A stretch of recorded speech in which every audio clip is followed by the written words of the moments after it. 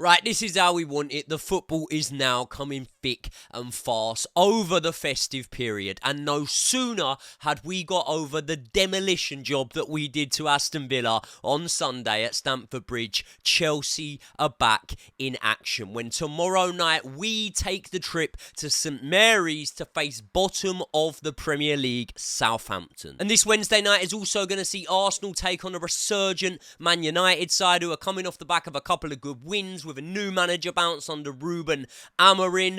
Manchester City have got to face Nottingham Forest, and although you would expect them to get back to winning ways, and although you would expect them to be a huge favourite going into that match, we all know how hard facing Nottingham Forest can prove to be. They have proven to be the surprise package so far of this season, and even if we're not talking about the guys that are trailing us and we look in front at Liverpool, they have got to go away to St James's Park, which we have already found out this season is a tough thing to do, so they could even drop points there. And what I'm saying is a win against the Saints could leave us in a really favourable position going in to Sunday's London derby against Spurs. But I tell you what, despite being sat rock bottom of the table at the moment, I do actually have some caution going into this game. And the selection of my team was harder than some of you may well have anticipated. So without any further ado,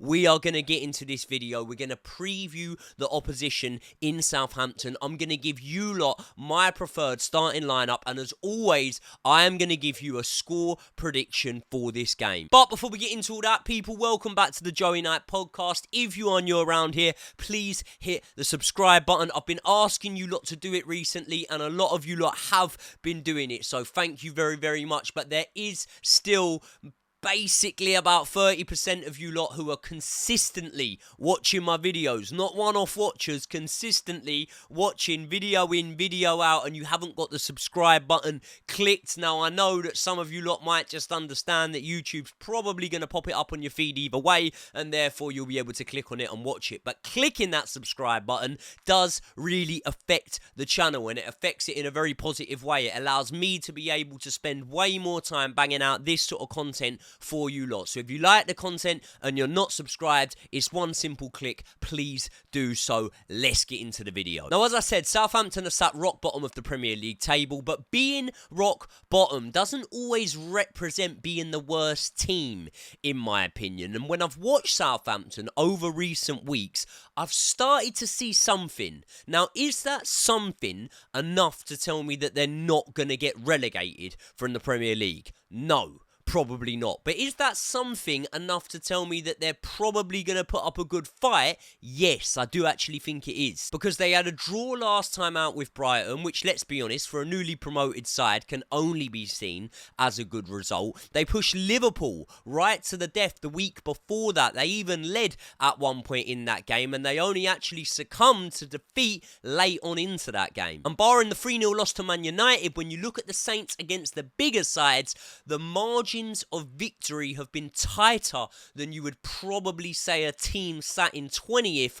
would suggest. They lost by just one goal to City, to Liverpool, to Newcastle, to Forest, who at the time were in fine form. They lost 3-1 to Arsenal, but one of those goals came late on in that game, and they did have to come from behind Arsenal in that game. So what I'm saying is the Saints are showing a little bit of character, and the main thing is they don't score many goals. That's their problem. They're the league's joint lowest goal scorers, but in terms of how many goals they actually concede, it's not even that bad. They've conceded 25 goals and lost 10 games. You compare that to Ipswich, right? They've only lost 6 games, but they've conceded 24 goals. Wolves are 2 places higher than them in the league, but have conceded a staggering 32 goals. Leicester have conceded 27 goals, and you've got teams like Brentford all the way up in 8th position who have conceded just 2 less goals than Southampton. So what that shows me is, despite the fact the Saints might not have the firepower they're going to need to survive,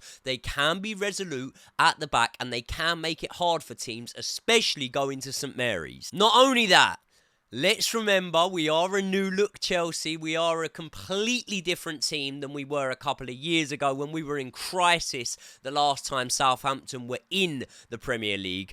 But we do have to remember and acknowledge the fact that the last time they were in the Premier League, I'm pretty sure they done the double over us, didn't they? They definitely won at St Mary's. Romeo Lavia rocketing one in from the edge of the area for Southampton. Probably a contributing factor as to why we bought him in. That and the stellar performances he had been putting in all season. But let's not talk about Southampton either way. I just feel like this defence is going to need a bit of unlocking. And if we are to unlock it, we need to do so early on, I feel. Because I feel that if we can do that, then we're going to have to force the Saints up the pitch a little bit, force them out the traps, and then there will be spaces in behind for us to exploit, which I do think we can do so. So with that in mind, and with the Spurs game in mind as well, here is my team sheet. So as you can see, we've got Robert Sanchez in goal, obviously a really good display against Aston Villa. Malo Gusto at right back, Levi Colwill and Benoit Badiashile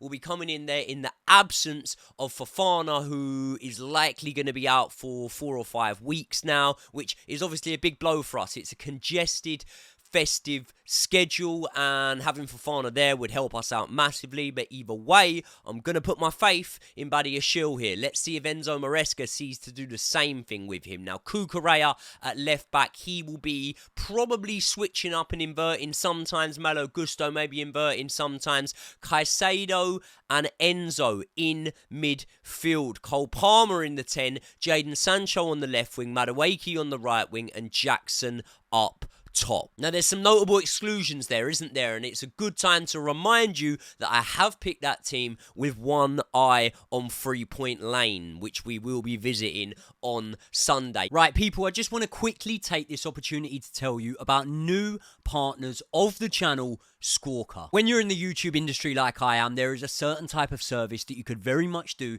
with having on your side, and that is the service that stops you making blunders. And when I'm preparing for some of my videos, I use the website 𝐒𝐒𝐑 to use the player comparison matrix, and that helps me get a better understanding of comparing the players that I'm talking about. For example, a lot of you guys know that for every Chelsea game, I put out my preferred starting lineup, and I do look into the underlying numbers of the players I'm picking and the players that I'm comparing, and that's where 𝐒𝐒𝐑 comes in. They offer the best player comparison matrix on the internet. The website is so efficient and so easy that even I can use it. For example, when I'm picking from Chelsea's 30 to 40 odd wingers that we've got at the club, I can very easily jump onto 𝐒𝐒𝐑 and see how their stats compare. But you don't need to be a YouTuber to need to use 𝐒𝐒𝐑. You could use it for your bets when you're betting on first goal scorer and things like that. It could give you a better indication.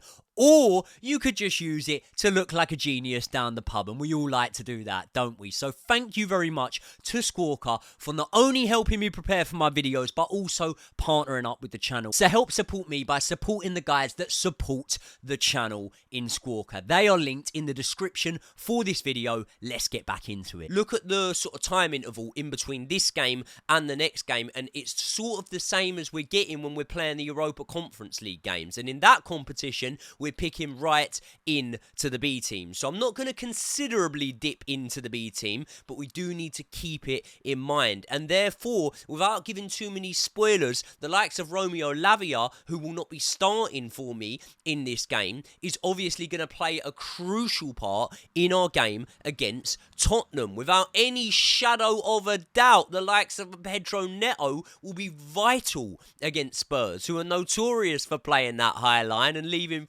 fucking acres of space in behind, which Pedro Neto will be looking to exploit. And what that means is, with this game in particular, I've gone with a side that I feel is definitely good enough to get us the win, but a side that also rests some of the legs that I think are going to be required to be at the races against Spurs. Now, also, another thing that I want to see is Enzo Maresca hopefully be in a position where he can make subs a little bit earlier on in this match, and that all hinges on whether or not we are in front in this game. That's why it's vital that we get a couple of goals early on. We're clinical with our chances, and if we are, then around the 50-minute mark, really, that's when I want to see the likes of maybe a Mykhailo Mudryk coming on for a Jadon Sancho.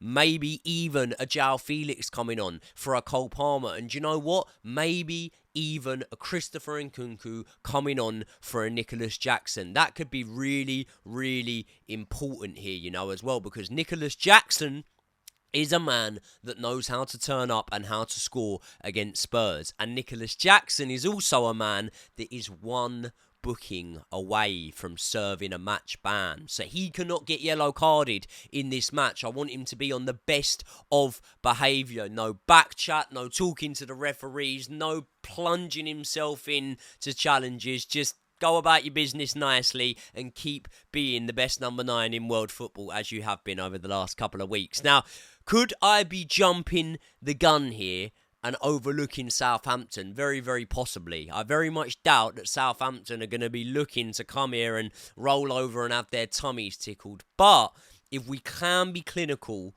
early on, then I do think that we can do that with the changes. We can make those changes, and I do think that we can definitely be in a position come the hour mark where, listen, when you look at our bench as well, you know, I'm not even going to say we're bringing on lesser players. No one's telling me that the Southampton right back is going to look at Mykhailo Mudryk coming off the bench possibly if, you know, the team sheet goes the way I'm hoping it will, and he's going to think, oh, brilliant, I can have some respite here, because Mudryk's going to be coming on wanting to prove a point, and he's usually been getting these midweek games, so maybe we could even see him start. No one is going to be telling me that if a Pedro Neto comes on for the last 20 minutes, that's not going to give Southampton significant problems. Nkunku, João Felix, Kiernan Dewsbury Hall even. You know, we've got some great players that are on that bench and that we could see coming on off of that bench. So I do think that the need to rotate here is going to be there, but it's not going to be a wholesale 11 changes like we see the B team go out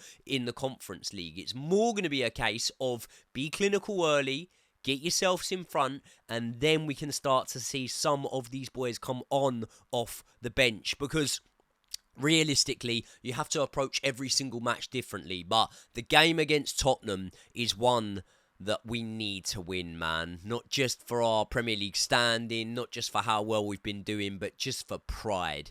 It is a game that every single season we need to be beating Spurs. We just need to be. I was lucky enough to be at the 2-0 win against Spurs last season, and it was a great atmosphere, man. The Spurs fans were giving it the big one, and they just got absolutely battered, as they did at 3 Points Lane. So either way, let's not look too far ahead to Spurs, but to say I'm buzzing about that match would be an understatement. But we need to start by getting a win against the Saints. And do I think we're going to do that? Of course I fucking think we're going to do that. I am going for back-to-back 3-0 wins for Chelsea. I think we're going to beat them 3-0 as we did Aston Villa, and in doing so, I think Robert Sanchez is going to keep another clean sheet. Let me know your thoughts on that team selection. Let me know your score predictions.